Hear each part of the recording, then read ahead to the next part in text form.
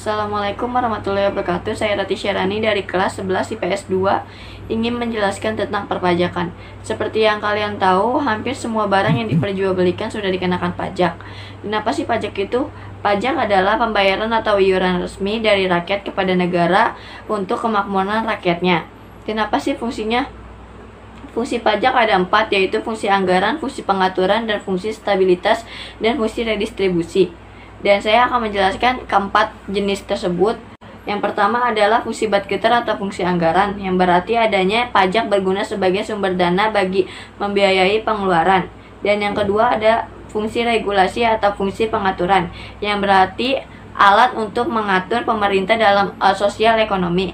Dan yang ketiga adalah fungsi stabilitas, yang berarti penerimaan negara yang dapat digunakan menjalankan kebijakan pemerintah. Dan keempat yang terakhir fungsi distribusi, yang berarti adalah pengeluaran umum dan pembangunan nasional. Dan manfaat pajak ada beberapa jenis yaitu pajak bumi, pajak pembangunan atau bisa disebut dengan PBB, pajak penghasilan atau bisa disebut dengan PPH, pajak pertambahan nilai PPN, pajak daerah, dan lain-lain. Manfaat pajak secara umum ada pembuatan jembatan, sekolah, rumah sakit, atau puskesmas, kantor polisi, dan lain-lain. Uang pajak digunakan untuk pembiayaan dalam rangka memberikan rasa aman dalam kalangan masyarakat. Dan pajak bisa digunakan untuk mensubsidi barang-barang yang dibutuhkan masyarakat, membayar utang negara ke luar negeri, pajak membantu UMKM, menunjang jalannya roda pemerintah. Sekarang masuk pembahasan terakhir, yaitu perbedaan pajak dengan pungutan resmi lainnya. Yang pertama, pemungutan pajak berdasarkan undang-undang, sedangkan pemungutan resmi berdasarkan peraturan pemerintah. Yang kedua, yang menjadi objek pemungutan pajak adalah semua orang yang memenuhi syarat, sedangkan pemungutan resmi adalah khusus untuk orang yang menggunakan fasilitas atau jasa tertentu. Yang ketiga, pajak memiliki surat ketetapan, sedangkan pungutan resmi tidak memiliki surat ketetapan. Dan yang terakhir, pajak tidak dapat dibalas jasa langsung, sedangkan pungutan resmi dapat balas jasa langsung. Assalamualaikum warahmatullahi wabarakatuh. Nah, sekarang udah sampai materi saya tentang asas dan tantangan pemungutan pajak. Sebelumnya saya pengen ngejelasin dulu nih, apa sih asas pemungutan pajak itu dan apa aja tantangannya. Nah, jadi asas pemungutan pajak atau asas perpajakan itu merupakan dasar atau pedoman bagi pemerintah untuk menciptakan peraturan dan atau melakukan pemungutan pajak. Nah, saya pengen ngasih tahu nih, ada 3 asas yang sering kali diterapkan atau ditekuni di negara-negara di dunia. Nah, salah satunya ada asas tempat tinggal. Asas tempat tinggal itu merupakan cara pemungutan pajak berdasarkan domisili si pembayar pajak atau tempat tinggal si pembayar pajak. Nah, berikutnya ada asas kebangsaan. Asas kebangsaan itu merupakan cara pemungutan pajak berdasarkan kebangsaan si pembayar pajak. Jadi, kalau ada orang Indonesia yang tinggal di luar seperti kayak di USA gitu, misalnya di Amerika Serikat, dia nggak wajib membayar pajak karena yang wajib membayar pajak itu adalah si orang yang berkebangsaan negara itu sendiri gitu. Jadi kayak kita tinggal di Indonesia, kita berkebangsaan Indonesia, kita wajib membayar pajak pasti. Nah, berikutnya ada asas sumber. Asas sumber merupakan pemungutan pajak yang dilakukan berdasarkan sumber atau tempat penghasilan si pembayar pajak. Jadi sesuai lokasi sumber penghasilan si pembayar pajak. Nah, tadi kan ya asas-asas yang seringkali diterapkan di negara-negara di dunia. Sekarang saya pengen ngejelasin nih asas-asas yang diterapkan di Indonesia. Apa aja sih asas-asasnya yang diterapkan di negara kita? Ada asas-asas yang ada di negara, yang hanya ada di negara kita. Salah satunya yang pertama yaitu ada asas finansial. Asas finansial merupakan cara pemungutan pajak dengan berdasarkan penghasilan si pembayar pajak per tahunnya. Jadi berdasarkan pendapatan si pembayar pajak. Nah, berikutnya ada asas ekonomis.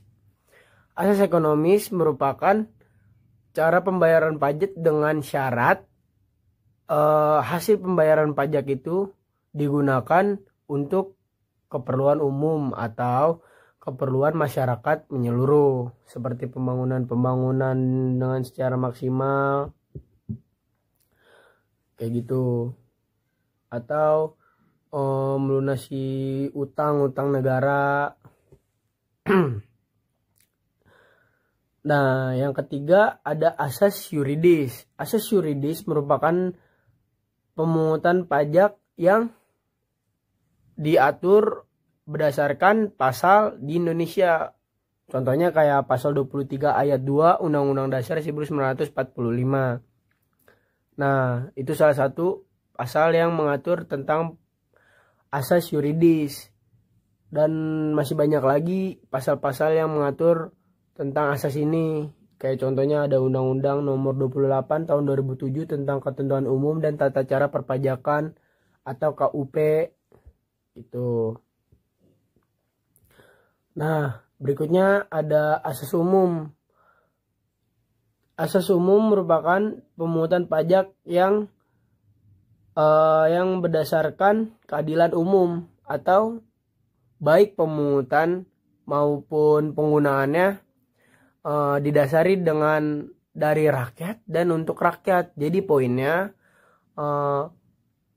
asas umum ini merupakan pemungutan pajak yang berdasarkan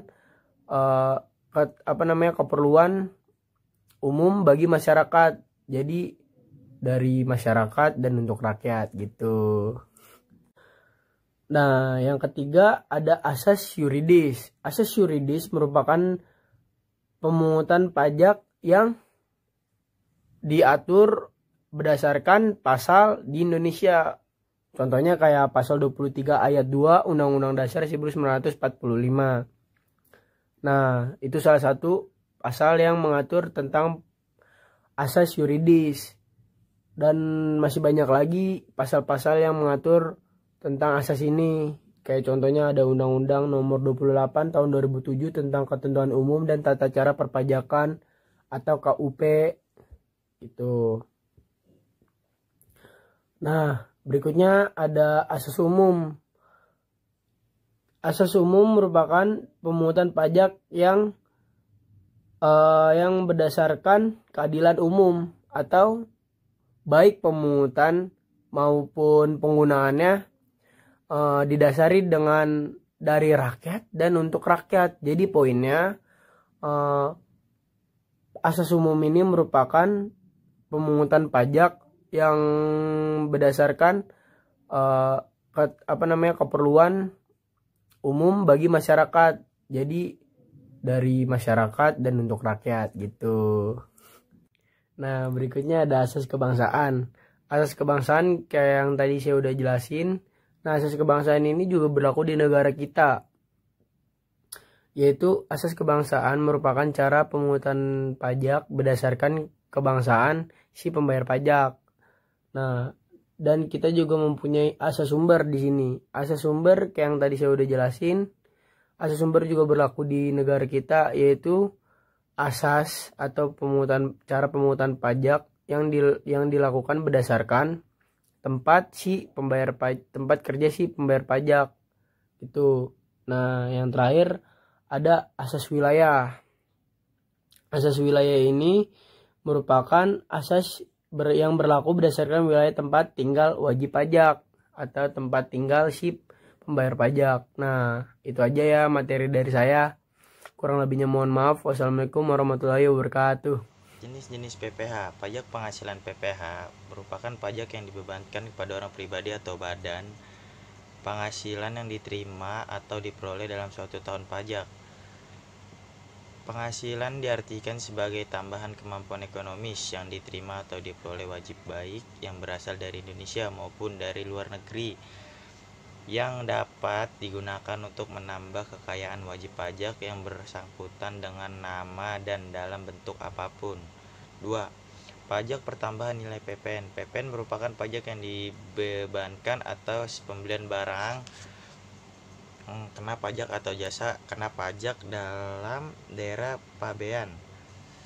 Orang pribadi, perusahaan maupun pemerintahan yang membeli barang kena pajak atau jasa kena pajak akan dikenakan PPN berdasarkan undang-undang yang berlaku. 3. Pajak penjualan atas barang mewah PPNBM. Barang kebutuhan pokok. Barang tersebut dikonsumsi oleh masyarakat tertentu. Pada umumnya yang barang tersebut dikonsumsi oleh masyarakat berpenghasilan tinggi. 4. Bea materi BM. Pajak bea materi yang dimaksud adalah pajak yang dibebankan atau pemanfaatan dokumen seperti surat perjanjian, akta notaris, serta kwitansi pembayaran, surat berharga dan efek yang memuat sejumlah uang atau nominal di atas jumlah tertentu sesuai dengan ketentuan. 5.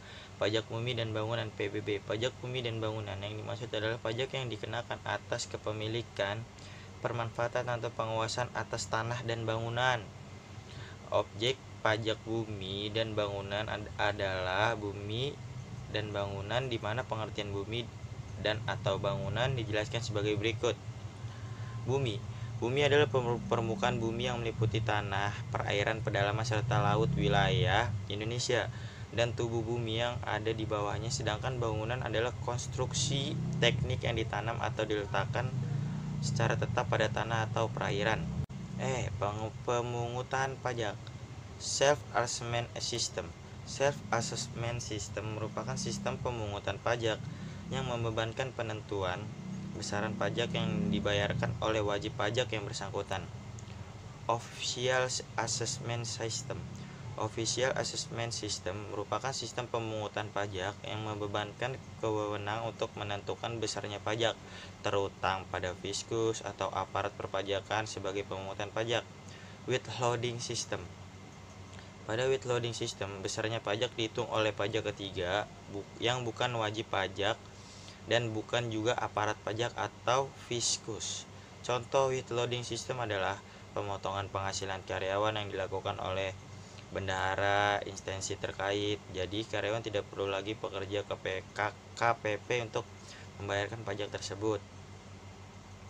Sekian, terima kasih. Nama saya Safira Aprilia dari 11 PS 2. Saya akan menjelaskan tentang alur administrasi perpajakan di Indonesia. Pembahasannya, pajak adalah iuran wajib yang dipungut oleh pemerintah dari masyarakat wajib pajak untuk menutupi pengeluaran rutin negara dan biaya pembangunan tanpa balas jasa yang dapat ditunjuk secara langsung. Sebagai pemberi pajak yang memberi pajak kepada pemerintah, pemerintah wajib memberikan imbalan kepada rakyatnya yang bersifat tidak langsung, yaitu berupa pembangunan sarana dan prasarana umum guna kepentingan masyarakat. Alur administrasinya antara lain yang pertama melakukan pendaftaran diri sebagai wajib pajak. Yang kedua, jika pajak dirasa terlalu berat, dapat melakukan laporan keberatan pajak ke kantor pajak setempat. Yang ketiga, laporan dapat ditunjukkan ke bagian layanan pajak, kemudian wajib pajak diberikan penyuluhan atau pembinaan. Yang keempat, wajib pajak melakukan self-assessment terhadap pajaknya. Yang kelima, penetapan pajak. Yang keenam, pengawasan. Yang ketujuh, pembukuan atau pencatatan. Yang kedelapan, menghitung pajak. Dan yang kesembilan, membayar pajak atau pelunasan.